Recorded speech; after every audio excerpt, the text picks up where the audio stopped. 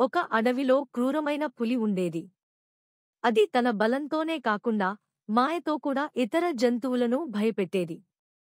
అది అడవిలోని జంతువులకు ఒకసారి చెప్పింది, నేను ఇప్పుడు మాయా శక్తులు కలిగిన పులిని.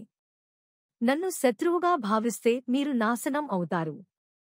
నా ఆజ్ఞలను పాటించకపోతే చెడ్డ ఫలితాలు ఎదుర్కోవాల్సి వస్తుంది. ఈ మాటలు విన్న జంతువులు భయంతో వణికిపోయాయి. పులి చెప్పినట్లు నమ్మి దానికి అన్ని ప్రకారాలుగా సేవ చేసేవి. కాని ఆ అడవిలో ఓ తెలివైన కుందేలు ఉండేది. అది ఆలోచించి పులిని బుద్ధి చెప్పాలని నిర్ణయించుకుంది. కుందేలు అందరూ జంతువులను ఒకచోట చేర్చింది.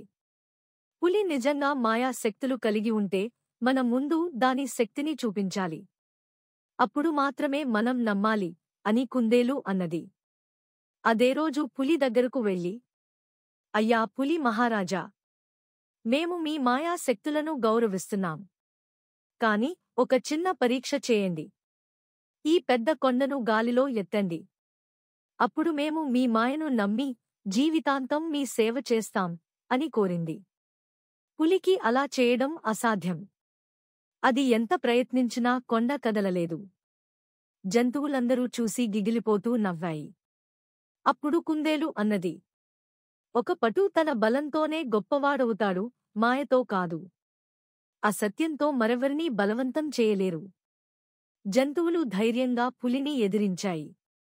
అప్పుడు పులికి తన తప్పు తెలిసింది.